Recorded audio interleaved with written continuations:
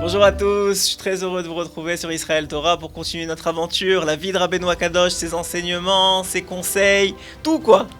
Alors voilà, on est ensemble, on était rendu au travail de ce jeune homme, puisqu'il est rendu jeune maintenant, ce jeune homme, qui s'est marié très jeune d'ailleurs, mais on n'est pas encore à son mariage, qui va finalement être en train de se construire, et va commencer à se battre contre ses midotes, contre ses mauvais traits de caractère, contre ses mauvaises envies, contre la colère par exemple, contre la gourmandise.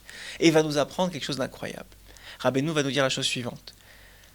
Faites attention, ne vous battez pas contre tout en même temps. Pourquoi ? Parce que vous n'y arriverez pas. Le Yetzirah est trop fort, et si vous commencez à dire, moi je vais commencer à travailler contre la colère, et contre la gourmandise, et contre ça ne marchera pas, dit Rabbeinu Akadosh. Ce qu'il faut faire, le secret, que Rabbeinu lui-même appliqué, a appris de sa peine à lui, de ses efforts à lui, c'est de prendre une mida, et de travailler le temps qu'il faut dessus, jusqu'à que vous sentiez que vous avez amélioré. Et une fois que vous avez amélioré, que vous en avez marre de travailler cette mida-là, vous pouvez en travailler une autre, mais cette mida-là, vous la laissez de côté complètement. Par exemple, il nous dit sa biographie, il nous raconte sa biographie, que Rabbeinu a travaillé très jeune. L'une des premières midas qu'il a travaillé, c'est la gourmandise. Tellement qu'au début, il avalait pour ne pas goûter les aliments. Mais à un moment, il s'est rendu compte que sa gorge a commencé à enfler. Il a compris que c'était peut-être pas la façon de faire, que c'était peut-être un peu trop strict, et que Hachem, il voulait peut-être pas ça de lui. Et donc, il a commencé à se rediriger vers des jeûnes, et puis vers d'autres restrictions. Mais finalement, il s'est rendu compte d'une chose incroyable. Il s'est rendu compte que ce qui était le plus efficace, finalement, le plus efficace, c'était la prière. Alors qu'est-ce qu'il faisait ? Il priait énormément et suppliait Hachem pour qu'il l'aide contre cette mida-là, et il étudiait la prière et l'étude. Et il étudiait énormément sur la mida. Qu'est-ce que dit le Zohar ? Qu'est-ce que dit le Rav Dessler ? Qu'est-ce que dit le Maral de Prague ? Qu'est-ce que dit... Je sais pas, vous sortez tous les textes qui peuvent exister sur un thème, sur la colère ou sur la gourmandise. Et ça donne des forces, parce que l'étude donne des forces. Ça remplit l'esprit et ça nous motive à comprendre l'importance de travailler sur cette mida-là. Que quelqu'un, par exemple, comme dit Rabbeinu Akadosh dans l'Écoute Moran 67, qui va maintenant se mettre en colère, il perd sa parnassa. Vous imaginez, il a tellement travaillé dur et honnêtement pour gagner sa parnassa, et parce qu'il s'est mis en colère, il vient de perdre l'argent qu'il devait recevoir. Ça ne motive pas d'essayer de travailler un peu sur la colère.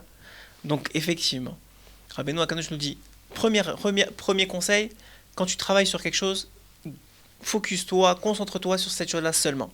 Deuxième conseil, c'est que une fois que tu n'as pas mélangé les choses, sache que comment tu travailles sur la chose, pas forcément en te restreignant et en augmentant les barrières face à la chose.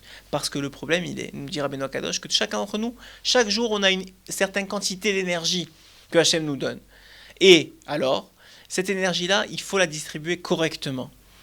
Parce que si on met trop d'énergie sur quelque chose qui n'est pas forcément du domaine de la halacha, qui est du plus finalement, eh bien, lorsqu'il s'agira du domaine de la halacha dans d'autres domaines, on faillira. Voilà un enseignement extraordinaire de Rabbeinu Akadosh. D'abord mettre tous ses efforts sur une mida, mais surtout ne pas exagérer. Par exemple, il est rapporté au nom de Rabbeinu qu'à l'approche de Pessah, au début, il commençait à mettre une eau spéciale de côté, pour ne boire que cette eau-là qui n'a pas touché d'autre chose avant Pessah. Alors que c'est permis de boire de l'eau, même d'une source, etc., différente. Mais en vérité, Rabbeinu nous dit qu'il s'est très vite rendu compte que tous les efforts qu'il mettait dans ça lui empêchaient de mettre des efforts dans des choses qui étaient vraiment beaucoup plus essentielles. Donc finalement, ne nous perdons pas. Prenons une mida, un trait de caractère, travaillons dessus, étudions dessus, renforçons-nous dessus, mais pas dans l'exagération, toujours dans la modération. Parce qu'on a besoin de notre énergie pour être un bon père, un bon mari, pour être un bon travail, pour être honnête, etc., etc. Sinon, on va tout perdre à la fin de la journée, et le Yetzirah, nous dit Rabbeinu Akadosh, peut même se cacher dans nos mitzvot. Donc combien il faut faire attention. Voilà, c'était l'enseignement de la semaine. J'espère qu'on se retrouve la semaine prochaine pour un nouvel enseignement, pour une nouvelle partie de la vie de Rabbeinu Akadosh.